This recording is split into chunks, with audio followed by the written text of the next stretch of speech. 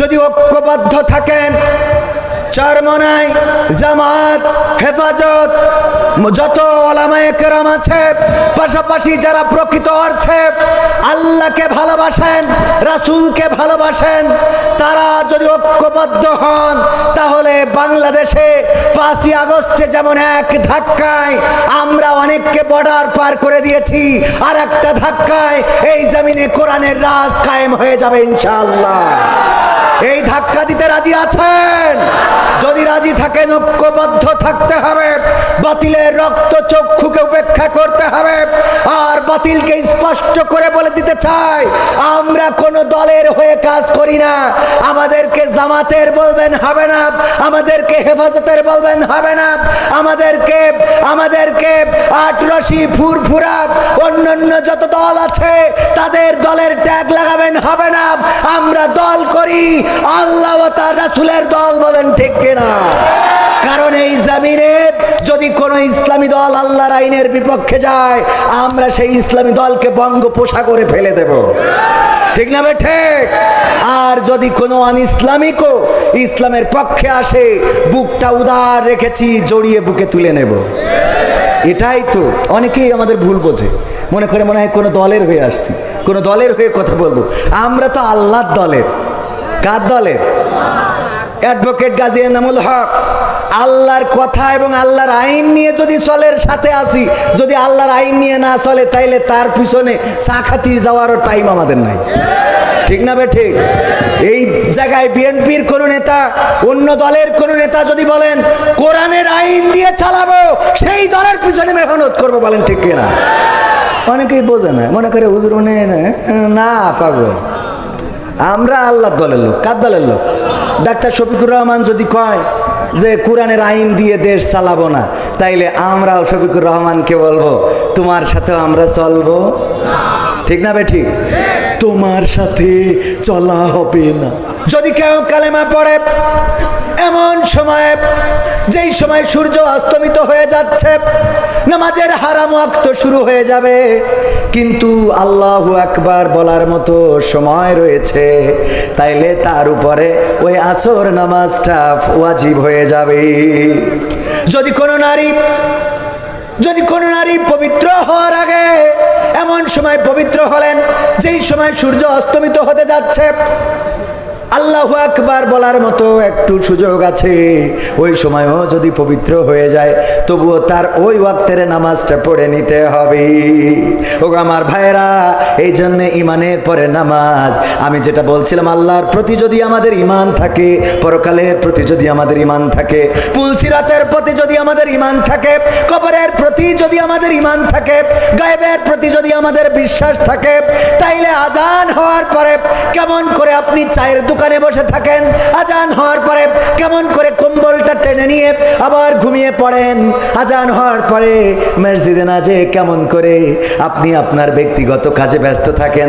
যদি আল্লাহর প্রতি বিশ্বাস থাকতো, তাইলে আপনি আজান হয়ে গেলে নামাজ না পড়া পর্যন্ত শরীরের মধ্যে অশান্তি কাজ করতো, বলেন ঠিক কিনা?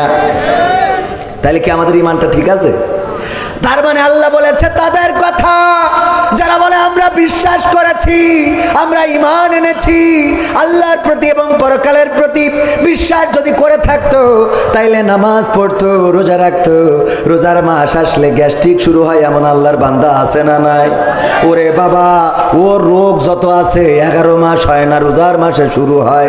আবার এখন কিছু মুসাল্লিয়ানে কেরাম আছে, ও দুনিয়ার সব কাজ করে বেড়ায়, আইল কেটে তুলোধুনা করিয়ে দিচ্ছে, আর মসজিদে আসলে চেয়ারে না বসলে নামাজ পড়তে পারে না। এরম আল্লাহর বান্দা আছে না নাই? ও সব করে বেড়াচ্ছে, এমন কি দেখলাম বাচ্চাও হয়, কথা কয় না, সব হয়। বাচ্চা হয় মানে তো খারাপ কথা না, তা আবার কি?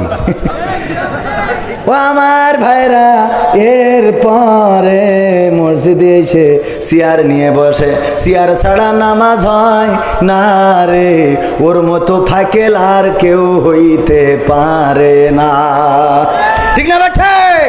আল্লাহর কাজ করতে গেলে যত মাজায় ব্যথা, আল্লাহর কাজ করতে গেলে সিজদা।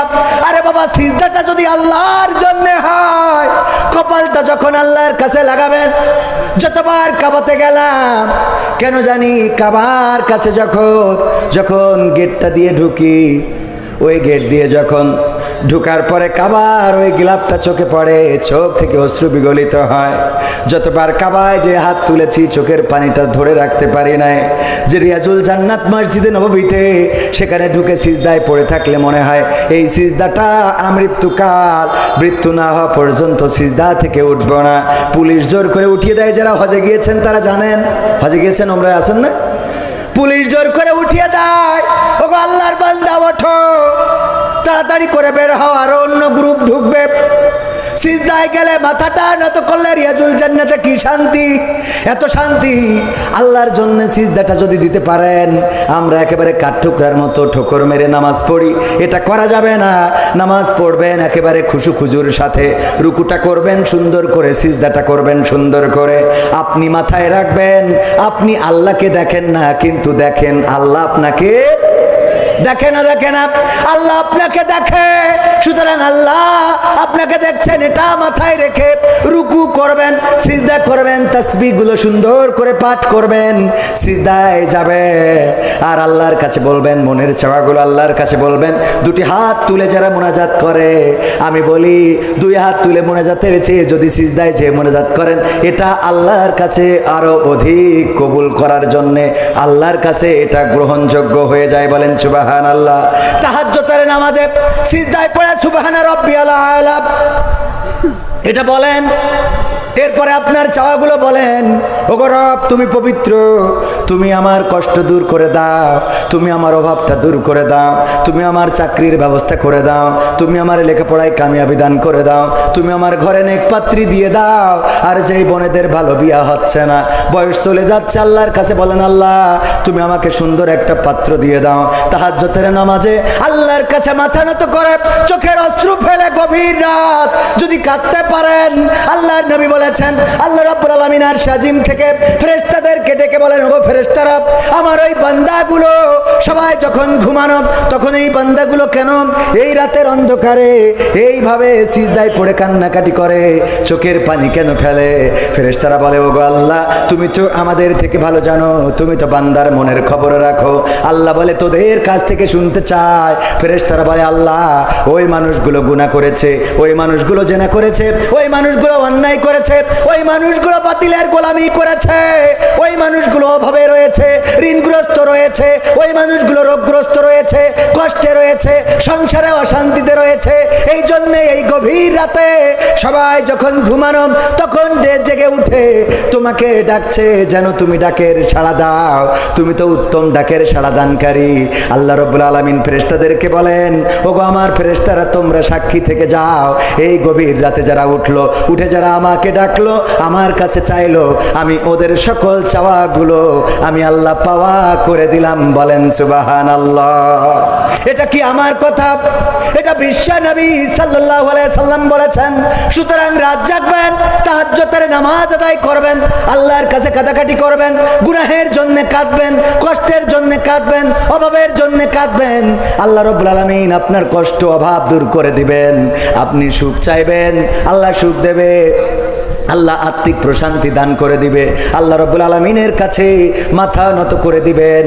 তার মানে ইমানের পরের কাজ হলো নামাজ আদায় করা। এরপরে আপনি সাওয়াম পালন করবেন, যাকাত দিবেন, হজ করবেন, এবিলিটি থাকলে, এটা ইসলামের স্তম্ভ গেল। আর সূরা আসর অনুযায়ী আপনি কি করবেন? আল্লাহ বলছেন ঈমান আনবেন, এরপরে সৎকর্ম করবেন। সৎকর্মের মধ্যে ছোট একটা টিপস আপনাদেরকে দিয়ে যাই। সৎকর্ম যারা করতে চান, মসজিদে তো যান, মসজিদে যাওয়ার পরে মসজিদের মুসাল্লিদের জুতোগুলো থাকে এলোমেলো, এই জুতোগুলো একটু ঘুরিয়ে সোজা করে দেওয়া যাবে না? যাবে না? যাবে। এটা সৎকর্ম, এই কাজগুলো করেন। ছোট্ট কাজ, কিন্তু এই কাজের সওয়াব বেশি না কম? ছোট কাজ। আমার স্যার বলেন, সেই দিন তুমি মনে করবা তুমি অহংকারী নও, যেই দিন তুমি ফকিরকে সালাম দিতে পারবা। কি করবা? ফকিরকে আমরা সালাম দিই, বরং ফকির সালাম দিলেন, আর আমারও তো এমনি মিজাজ খারাপ হয় ফকির দেখলে। কারণ এখন বেশিরভাগ ফকিরই না, বেশিরভাগ ফকিরই না। ফকিরকে সালাম দিবেন, অহংকার কমে যাবে, মসজিদের জুতা জোড়াটা সোজা করবেন, মানুষের সাথে ভালো আচরণ করবেন। বাজারে যাওয়ার পরে আমরা ভালো তরকারিগুলো কিনি, কিন্তু দেখবেন অনেক সময় অসহায় গরিব মানুষ, বাড়িতে একটা পেঁপে গাছ ছিল, বুড়ো মানুষ, বুড়ি বলেছে আমার তো ওষুধটা নাই, দেখো ওই পেঁপে দুইটা পেড়ে নিয়ে যে বিক্রি করতে পারো কিনা, যদি বিক্রি করতে পারো তাইলে আমার ওষুধটা কিনে আইনো।